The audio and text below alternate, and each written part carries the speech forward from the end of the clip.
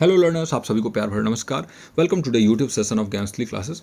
आज के इस क्लास में हम समझने वाले हैं एनकल्चरेशन वर्सेस अकल्चरेशन। इन दोनों के डिफरेंस को समझेंगे, क्या होता है ये। हमारे एक लर्नर द्वारा रिक्वेस्ट किया गया था कि सर इसके ऊपर एक अगर वीडियो बना सकें, तो मैंने सोचा कि इसको जो है अच्छे से डिस्क्राइब करते हुए एक वीडियो बनाएं। और बहुत अच्छे अच्छे रिकमेंडेशन आते हैं हमारे लर्नर्स की तरफ से। सो बहुत बहुत आभार आप लोगों का। और आप लोग को ये लेक्चर्स अच्छे भी लग रहे हैं, इसके लिए भी बहुत बहुत आभार। आप लाइक कर देंगे इस वीडियो को तो थोड़ा यूट्यूब इसको और आगे तक बढ़ाएगा और लोगों तक ये वीडियोस पहुंचेंगे और हमें थोड़ा मोटिवेशन मिलेगा। अगर आपने हमारे ज्ञानस्ली के ऐप को डाउनलोड नहीं किया तो अभी प्ले स्टोर पे जाकर ऐप को डाउनलोड कर सकते हैं। वहाँ पे आपको फ्री मॉक टेस्ट मिल जाएंगे, साथ ही साथ जितने भी क्लास के पीडीएफ्स हैं वो वहाँ अवेलेबल होते हैं। और अगर बैचेस से आप जुड़ना चाहें तो वहीं से जुड़ सकते हैं। स्टार्ट करते हैं आज के इस लेक्चर को। देखिए, एनकल्चरेशन यानी जो संस्कृतिकरण होता है, तो इसके ही डिफरेंस को समझेंगे कि देखिए ये एन है और ये अ है, तो इन दोनों में क्या डिफरेंस है, एनकल्चरेशन वर्सेस अकल्चरेशन। और बहुत ही ज़्यादा डिटेल क्लास होने वाला है, तो थोड़ा क्लास लंबा हो सकता है, यूजुअली जितना रहता है उसके हिसाब से। स्टार्ट करते हैं। सबसे पहले देखिए एनकल्चरेशन क्या होता है। ये एक प्रक्रिया है, प्रोसेस है, जिसके थ्रू हम आत्मसात करते हैं, हम सीखते हैं क्या, values, customs, norms, social practices, क्या, मूल्यों, रीति रिवाजों, मानदंडों और सामाजिक प्रथाओं को, और अपने ही कल्चर से सीखते हैं। और जब से हमारा जन्म होता है तब से लेकर सीखते जाते हैं। आपका जन्म कहीं और हुआ और एक बच्चा है जो कि जन्म उसका अमेरिका में हुआ, वो अलग तरीके से पला बड़ा, आप अलग तरीके से पले बढ़े। आप जो है बहुत ज़्यादा रिलीजियस हुए और वो एथिस्ट हो गया, मतलब भगवान में वो विश्वास नहीं करता है। तो दोनों ही लोग, ऐसा नहीं है कि गलत हैं। आप अपने जगह पे सही हो सकते हो, वो अपने जगह पे सही हो सकते हैं। उनका जो संस्कृतिकरण हुआ है वो अलग तरीके से हुआ है, आपका अलग तरीके से हुआ है। डेफिनेशन देख लीजिए, अपने ही समाज के सांस्कृतिक मानदंडों और मूल्यों को सीखने और आत्मसात करने की प्रक्रिया, इसको हम कहते हैं जो एनकल्चरेशन, संस्कृतिकरण। ओके, आगे बढ़ते हैं। इसके कुछ प्रमुख बिंदु अगर देखें तो सबसे पहले एजेंट्स। ओके, एजेंट कौन होते हैं भाई, कौन इसको आगे बढ़ाता है, कौन कौन से लोग हैं जो कि इफेक्ट करते हैं एनकल्चरेशन को। सबसे पहले तो एनकल्चरेशन जो है इसको अफेक्ट करने वाले आपके फैमिली मेम्बर हैं। सबसे नियरेस्ट आपके कौन होते हैं, आपके माता पिता, आपके भाई बहन, आपके जो बुआ हैं, आपके ताऊ हैं, जो भी हैं वो आपके सबसे नज़दीक होते हैं, वो प्राइमरी एजेंट्स में आ जाते हैं। फिर सहपाठी, पीयर्स, ठीक है, जो भी आपके दोस्त हैं, मित्र हैं, जो आपके स्कूल में मिलते हैं। फिर वो संस्थान जहाँ पे आप पढ़ाई करते हो, शैक्षणिक संस्थान। रिलीजियस ऑर्गेनाइजेशन भी हो सकते हैं, धार्मिक संगठन जिससे आप प्रभावित हो सकते हैं। हो सकता है आप जो है वो किसी एक समाज से प्रभावित हों, किसी एक रिलीजियस ग्रुप से प्रभावित हों, या फिर मीडिया भी आपको प्रभावित कर सकता है। तो ये सारे ही कारक हैं, एजेंट्स हैं, जो कि प्रभाव डाल सकते हैं एनकल्चरेशन में। क्या प्रक्रिया है ये, एक सतत प्रक्रिया है, कंटिन्यूअस प्रोसेस है और जीवन पर्यंत चलने वाला लाइफ लॉन्ग प्रोसेस है। ये बर्थ यानी जन्म के साथ शुरू होता है और इसमें हम ऑब्जर्व करते हैं, ऑब्जर्व मतलब अवलोकन, फिर इमिटेट, अनुकरण करके, किसी को कॉपी करके हम सीखते हैं। पार्टिसिपेट करते हैं कल्चरल प्रैक्टिसेस में, अलग अलग फेस्टिवल्स होते हैं, हम उसमें पार्टिसिपेट करते हैं और वैसे हमारे माइंड में सारी चीज़ें सेप होती रहती हैं। आप देखते हो ना, आपके बचपन में जो आपके साथ घटित हुआ वो जीवन पर्यंत आपके साथ चलता है। अगर मान लीजिए कि कोई है और उसके बचपन में बहुत सारा उसने दंगा देखा, बहुत सारा उसके साथ जो है बहुत कुछ गलत हुआ है, तो फिर वो क्या करेगा, उसके दिमाग में वो चीज़ें बैठ जाएंगे, वो एक पर्टिकुलर ग्रुप के लोगों को हेट करने लगेगा। क्यों होता है ऐसा, क्योंकि वो उसके साथ घटित हुआ है, वो एक्सपीरियंस बेस्ड जो भी चीज़ें वो आई हैं, जो आत्मसात हुई हैं, वो रह जाती हैं। ये भी अनकल्चरेशन का ही प्रोसेस है।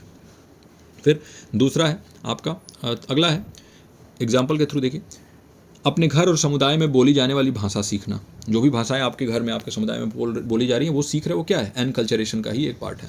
परिवार और समाज के भीतर सामाजिक भूमिकाओं और अपेक्षाओं को समझना, क्या क्या सोशल रोल्स हैं आपके, क्या क्या एक्सपेक्टेशन है फैमिली से, सोसाइटी से, ये भी आ जाता है। फिर परिवार द्वारा पालन की जाने वाली धार्मिक मान्यताओं और प्रथाओं को अपनाना, जो भी रिलीजियस बिलीव्स और प्रैक्टिसेस हैं जो फैमिली फॉलो कर रही है उनको।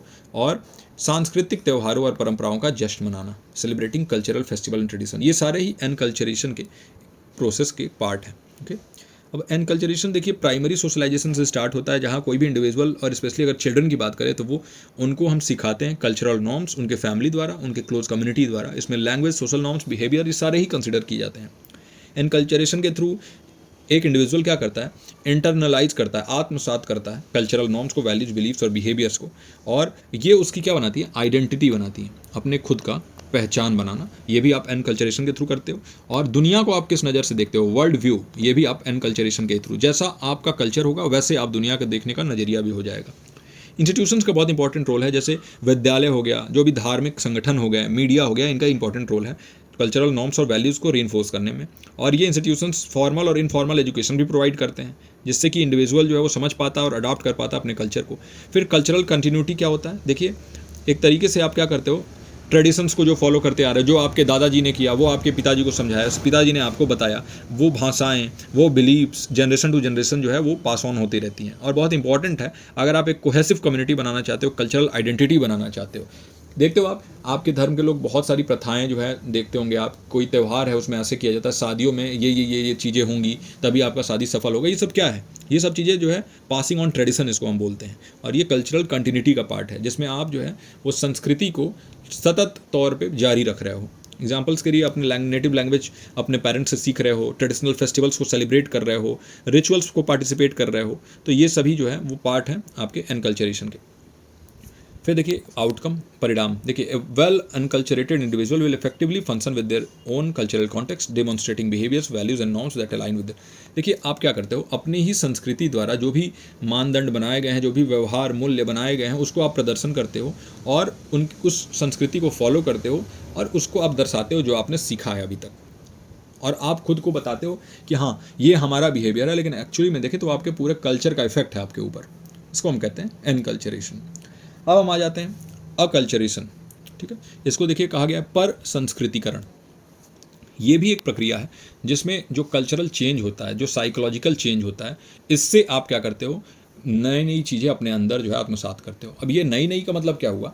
देखिए हो सकता है कि बचपन से आपके साथ जो भी एनकल्चरेशन हुआ, आप जो एनकल्चरेशन का प्रोसेस फॉलो किए, बहुत सारी चीज़ें जो है वो आत्मसात की आपने अपने बचपन से लेके और अपने अडल्टहुड तक। आपका एज अगर मान लीजिए कि आज 32 ईयर्स है, 32 साल आपका एज है, 32 साल के एज तक जो भी आपने सीखा और अभी से आपकी एक नौकरी लगी और आप चले गए कनाडा चले गए, वहाँ के लोगों से आपका मिलना जुलना रह गया और यहाँ पर आप 20 साल रह गए, आपका एज हो गया है अभी 52 ईयर्स के एज में। इन 20 सालों में आपने क्या किया, इन अलग अलग संस्कृतियों के बीच में जो भी अंतर संबंध है उसको समझा।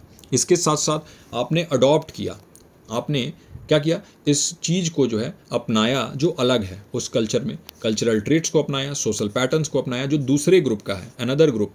और इससे क्या हुआ, बहुत ज़्यादा दिनों तक कांटेक्ट से ये हुआ, आपने बहुत दिनों तक एक्सपोजर रहा उसी कल्चर का जो नई कल्चर है। तो पुराने कल्चर तो आपके साथ है ही, जो कि आपने 32 साल तक किया, लेकिन इन 20 सालों में जो आपके साथ हुआ वो भी आपके साथ आ गया और इन दोनों का ही क्या हो गया, कॉन्ग्लोमरेशन हो गया। और इससे फिर आपका जो प्रोसेस निकला इसको हम कहते हैं अकल्चरेशन, पर संस्कृतिकरण। अब देखते हैं इसके की कंपोनेंट्स को। तो सबसे पहले अलग अलग टाइप्स होते हैं अकल्चरेशन के। सबसे पहले तो होता है असिमिलेशन।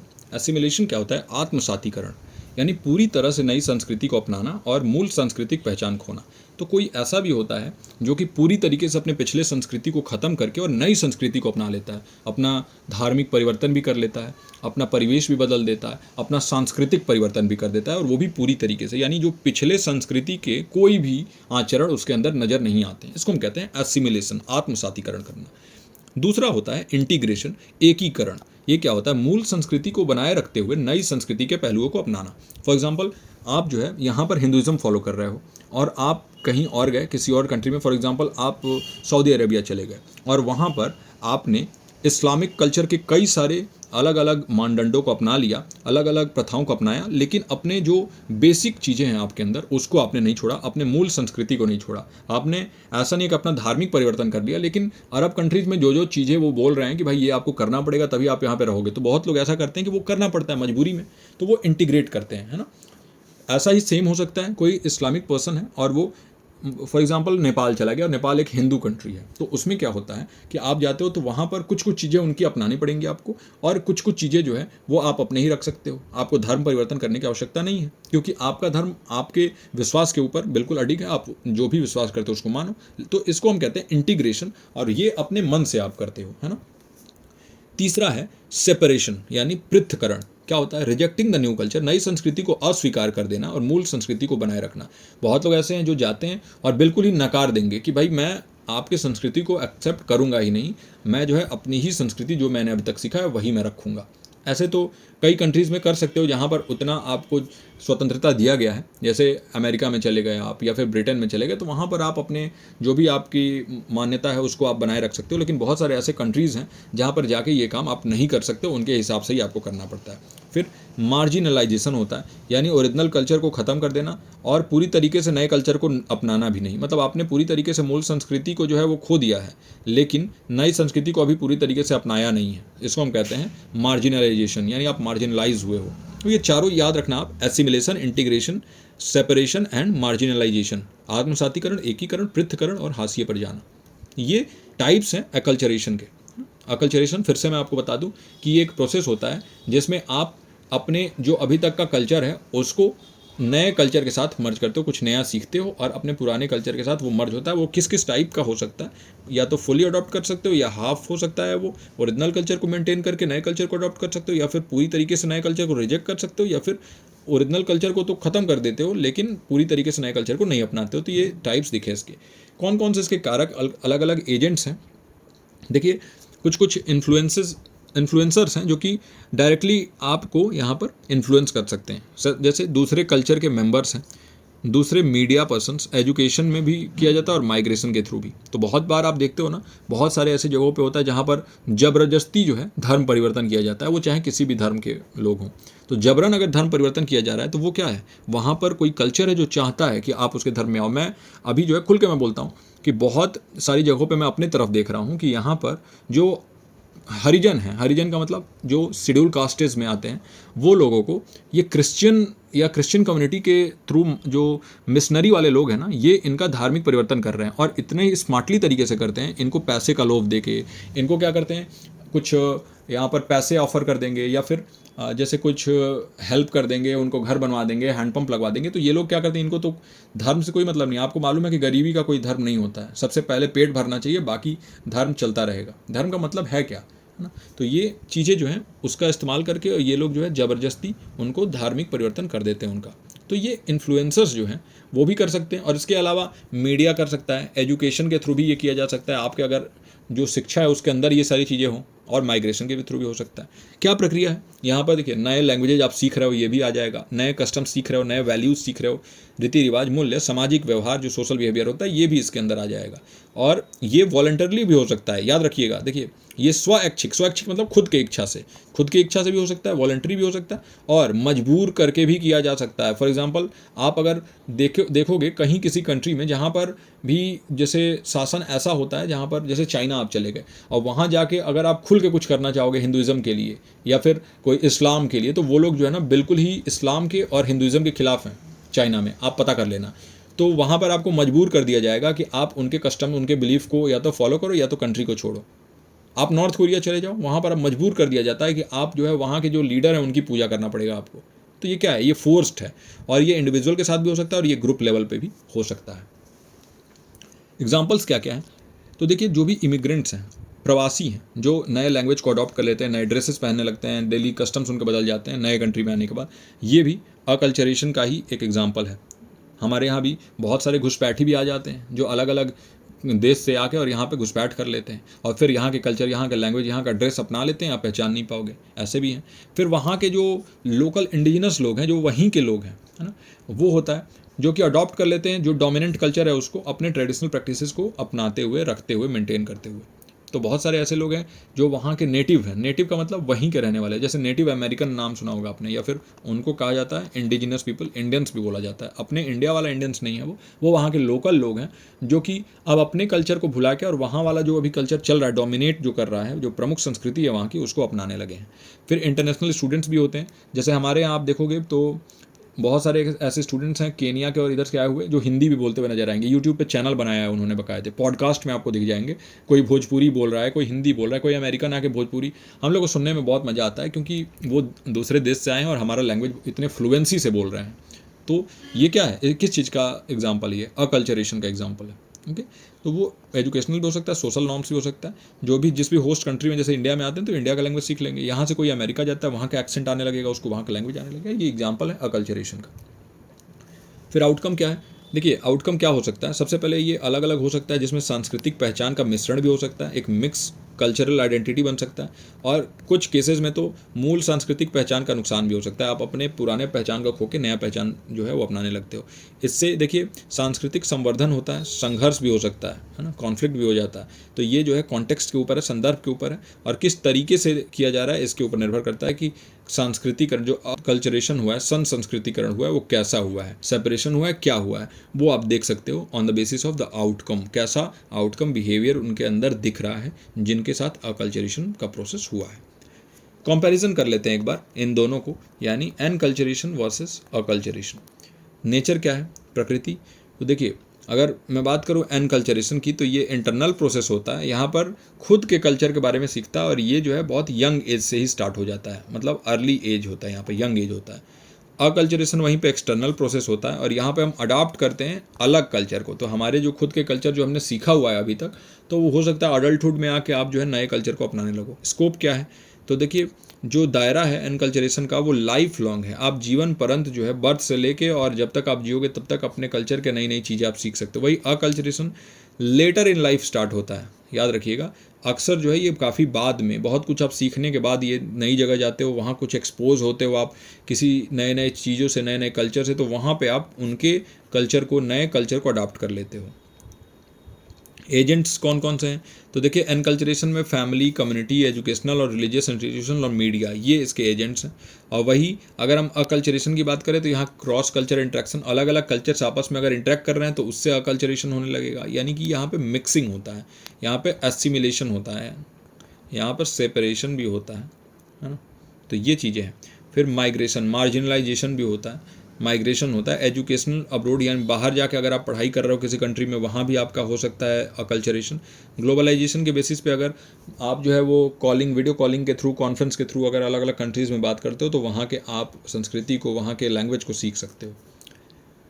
कि चलिए अब इसको हिंदी में ही यहाँ पे दिया हुआ है। फिर आउटकम के बेसिस पे अगर हम कंपैरिजन करें तो जो एनकल्चरेशन होता है यहाँ पर मजबूत सांस्कृतिक पहचान बनता है और अपने सांस्कृतिक मानदंडों की समझ आपके अंदर विकसित होती है। वहीं अकल्चरेशन ये मिक्स्ड आउटकम है, और यहाँ पर बाई कल्चरलिज्म भी हो सकता है और एसिमिलेशन और कल्चरल लॉस भी, यानी या तो यहाँ पर द्विसंस्कृतिवाद हो जाएगा या फिर यहाँ पर आत्मसातीकरण या सांस्कृतिक हानि हो सकता है। तो ये जो है दोनों चीज़ें यहाँ पर पॉसिबल हैं, और आउटकम के बेसिस पे अगर हम इसको कंपेयर करें तो ये दोनों में ये डिफरेंसेस हैं। ये जो है मूल स्तर पे चालू होता है और ये बचपन से ही चालू हो जाता है। ये लेटर इन लाइफ हो सकता है कि आपके जो है लाइफ में कुछ साल, 20 साल, 30 साल बाद ये स्टार्ट हो, है ना। ये जो है ज़्यादातर अडॉप्ट करने के ऊपर है और यहाँ पर ये लर्न के ऊपर है, सीखने के ऊपर है। तो ये था आपका पूरा एनकल्चरेशन वर्सेस अकल्चरेशन का पूरा प्रोसेस और इनके बीच का डिफरेंस। दोनों ही, ये एनकल्चरेशन हो या अकल्चरेशन हो, ये बिल्कुल ही फंडामेंटल प्रोसेस है, मूलभूत प्रक्रिया है, और ये हेल्प करता है कल्चरल आइडेंटिटी को डेवलप करने में, आपके सांस्कृतिक पहचान के विकास में। वही अगर हम ससंस्कृतिकरण यानी एनकल्चरेशन की बात करें तो ये खुद के कल्चर फाउंडेशन को बेहतर बनाता है। आप अपने कल्चर के बारे में अलग अच्छे तरीके से जान पाते हो, ज़्यादा अच्छे तरीके से उसको अपना पाते हो। वही अकल्चरेशन है तो ये ब्रॉडन करता है, आपके जो दृष्टिकोण है उसको बहुत ज़्यादा व्यापक बनाता है, अलग अलग एलिमेंट्स दूसरे कल्चर से लेके, और आपको एक बहुत ही व्यापक दृष्टिकोण प्रोवाइड करता है। वही अगर बात करें दोनों प्रोसेसेस की तो बहुत इंपॉर्टेंट है कि अगर आप इन दोनों को जानते हो तो एक तो ये आपके साथ बचपन से ही चालू है एनकल्चरेशन, और अकल्चरेशन करते हो तो आपका जो दायरा है वो बढ़ जाता है, आप नई नई चीज़ें सीख जाते हो, और ओवरऑल आपका जो एफिशिएंसी और इफेक्टिवनेस हो सकता है वो वर्क में भी दिखता है, वो नॉर्मल डे लाइफ में भी दिखता है, आपके लैंग्वेज में दिख सकता है, आपके हाव भाव में दिख सकता है। ओवरऑल एक बेटर ह्यूमन बीइंग आप बनते हो। तो यानी कि एक डायनेमिक नेचर होता है कल्चरल आइडेंटिटी और इंटरेक्शन का, और वो आप देखते हैं इन दोनों ही प्रोसेसेस में, एनकल्चरेशन वर्सेस अकल्चरेशन वाले प्रोसेस में, जहाँ पर सांस्कृतिक पहचान और अंतःक्रिया की गतिशील प्रकृति की सराहना करने के लिए दोनों प्रक्रियाओं को समझना आवश्यक है। तो ये था आज का क्लास। आई होप कि इन दोनों के बीच का डिफरेंस आपको समझ में आया हो, और ये कैसे इंपॉर्टेंट रोल प्ले करते हैं, क्या होते हैं ये, कौन कौन से टाइप्स होते हैं, कौन कौन से की कंपोनेंट्स हैं, इसको आपने अच्छे से समझा होगा। ऐसे ही बहुत ही इफेक्टिव और एफिशिएंट लेक्चर्स के लिए आप ज्वाइन कर सकते हैं हमारे दिसंबर बैच को। हमारा दिसंबर बैच का एडमिशन अभी भी चालू है। आपको 3499 रुपीज़ पे करने हैं अगर आपका पेपर एजुकेशन है, और इसके साथ आपको पेपर 1 फ्री मिल जाएगा। अगर सिर्फ पेपर 1 लेना चाहते हो तो ओनली 999 आपको पे करना है, 9015958713 इस नंबर पे कॉल करके, and you can easily take admission. So this is all for this lecture. I hope कि आपको ये लेक्चर अच्छा लगा। Take care of yourself and your loved ones, and I will catch you in the next one.